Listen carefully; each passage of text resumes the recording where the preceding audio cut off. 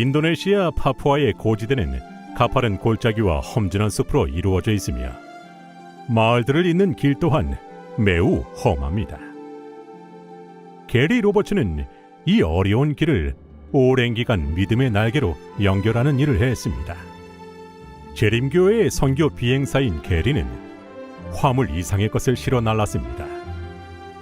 그는 이 땅의 가장 외딴 지역에 희망과 치유의 복음을 전했습니다. 가끔 창밖을 내다보면 정글 한가운데 작은 오두막 한두 채만 보일 때가 있습니다. 그럴 때마다 저는 종종 생각합니다. 주님, 우리가 어떻게 그 사람들에게 다가가야 할까요? 게리는 환자들을 병원으로 이송하고 성경과 식량과 의약품 그리고 용기를 전달했습니다. 오늘 우리는 처음으로 그들에게 현지 언어로 된 성경을 전달하는 특권을 누렸습니다. 그 지역 주민들에게 게리의 소형 비행기 소리는 도움의 손길이 다가오고 있다는 의미였습니다.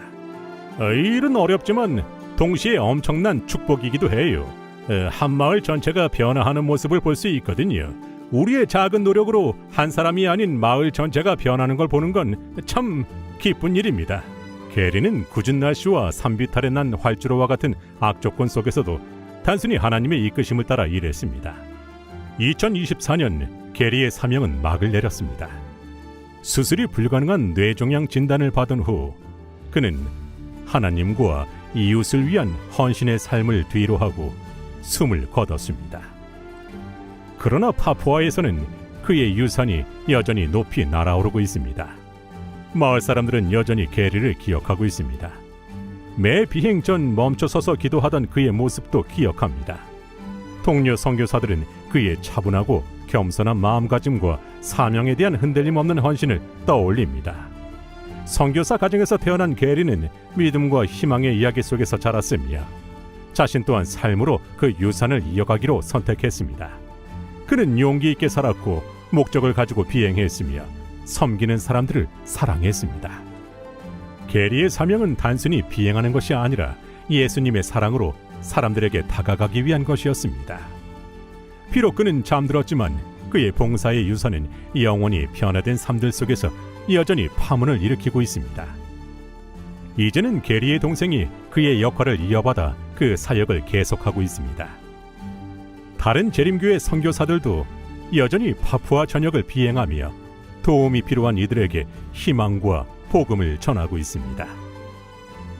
여러분의 후원 덕분에 게리와 같은 선교사들의 이야기는 계속해서 새로운 방식으로 날개를 펼쳐가고 있습니다. 너그러운 후원에 감사를 드립니다.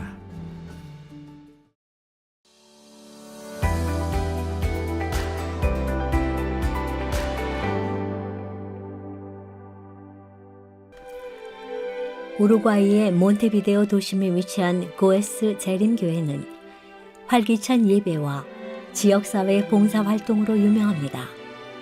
특히 이 교회의 건물은 선교 헌금의 영향력을 드러내는 산 증거입니다. 몬테비데오 같은 도시를 복음화하는 데에는 독특한 어려움이 따릅니다. 다른 여러 대도시와 마찬가지로 이곳의 사람들은 바쁘고 회의적이며 영적으로 단절된 삶을 살아갑니다. 전통적인 전도 방법으로는 다가가기 어렵기 때문에 시간과 헌신을 들여 신뢰를 쌓을 필요가 있습니다. 그렇기 때문에 고에스 교회와 같은 가마력 센터의 역할이 매우 중요합니다. 재림교회는 10세째 안식일 헌금의 일부를 통해 이 건물을 구입한 후 리모델링하였고 이곳을 각 사람의 삶이 만나고 교차하는 환영의 공간으로 탈바꿈시켰습니다. 고에스 교회는 안식일 예배의 장소일 뿐만이 아니라 주중에는 건강 세미나, 의류 기부, 가정 지원, 영적 상담 등 선교 활동의 허브로 작용합니다. 이곳은 은혜로 마음을 열고 봉사로 문을 여는 곳입니다. 여러분의 후원 덕분에 몬테비데오 사람들은 삶을 변화시키는 실제적인 방식으로 복음을 접하고 있습니다. 이곳은 신뢰를 쌓고 삶의 감동을 나누며 예수님을 알아가는 장소입니다. 10세째 안식일 헌금에 참여하는 것은 단순히 한 프로젝트를 지원하는 것을 넘어 영원히 지속될 삶의 변화를 돕는 일입니다. 여러분의 헌금은 교회 개척, 도시 선교, 봉사활동과 같이 곳곳에 희망을 전하는 데 사용됩니다. 이 사명에 기도와 헌금으로 동참해 주셔서 진심으로 감사드립니다.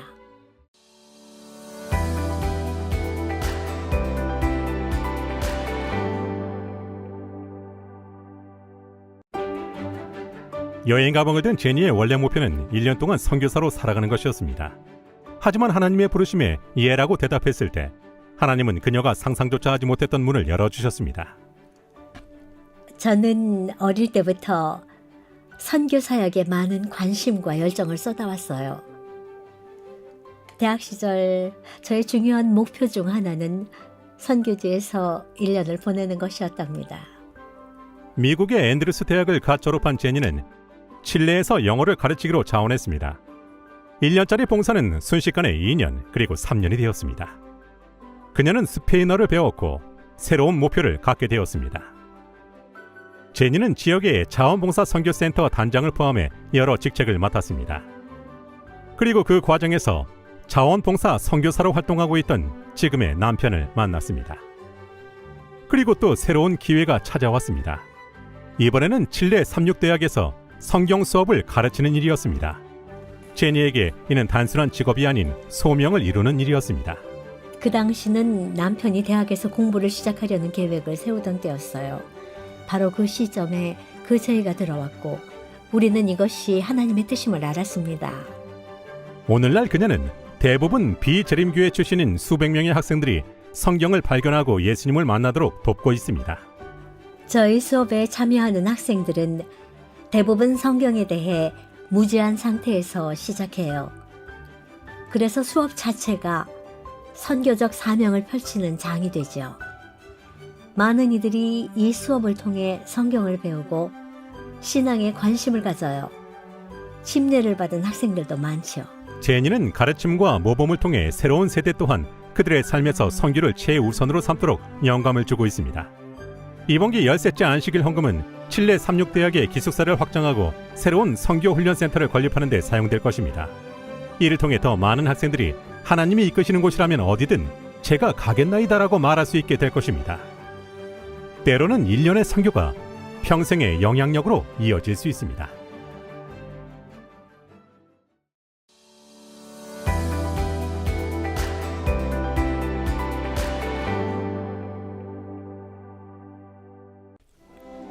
무려 31명이 침례를 받고 삶이 변화하게 된 이 모든 일은 단 한 번의 초대로 시작되었습니다.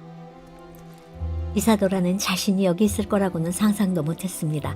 예전에 그녀는 조용했고 자신의 생각을 혼자 간직하곤 했습니다. 하지만 친구로부터 재림교회 모임에 초대받은 후 그녀의 마음속에 무언가가 용솟음치기 시작했습니다. 그녀는 이전과는 전혀 다른 방식으로 예수님에 대해 들었습니다. 예수님의 사랑이 너무 실질적으로 와닿았기 때문에 그 감동을 주체할 수가 없었습니다. 예수님을 만나는 것은 말로 설명하기 힘든 경험이에요. 그 사랑에 깊이 감동된 저는 삶을 그분께 드리기를 결심하게 됐습니다. 예수님의 사랑을 경험한 후 그녀는 그 사랑을 혼자 간직할 수 없었습니다. 조용하고 내성적이던 소녀는 완전히 새로운 사람이 되었습니다. 그녀는 담대해졌고 열정적으로 변했으며 가는 곳마다 예수님을 전할 준비가 되었습니다. 예수님을 만나기 전 저는 매우 내성적인 사람이었어요. 그랬던 제 삶에 큰 변화가 일어났죠. 더 성장하는 쪽으로 말이에요. 이사도라는 타인을 섬기는 데서 기쁨을 찾았습니다. 브라질 북동부의 재림교회 학교에 입학할 기회가 주어졌을 때 그녀는 망설임 없이 결정을 내렸습니다. 이 학교는 학생들이 예수님 안에서 성장하며 지역사회에 그분을 전하는 기회를 주기 때문입니다. 그리고 그녀의 봉사로 많은 이들의 삶이 변화되었습니다. 전도하는 일에 푹 빠졌어요. 선교활동을 통해 예수님께서 삶을 변화시키시는 모습을 직접 목격할 수 있었죠. 친구들은 물론 낯선 사람들까지도 그녀의 삶을 변화시킨 바로 그 사랑을 발견하고 있습니다. 이사도라는 멈추지 않고 계속해서 그 사랑을 전하기 원합니다. 하지만 어려움이 있습니다. 현재 학교에는 학생들이 모여 예배를 드릴 적절한 장소가 없습니다. 이번 기 13째 안식일 여러분이 드린 헌금은 이사도라 같은 학생들이 더 많은 이들과 예수님의 사랑을 나누도록 새 교회를 건립하는 일에 쓰일 것입니다. 곧 세워질 이 교회에 많은 사람들을 초대하고 우리를 통해 예수님을 보여줄 수 있기를 바랍니다. 10세째 안식일 헌금에 감사드립니다. 브라질에 예배 장소를 세우는 일에 함께해 주시길 바랍니다.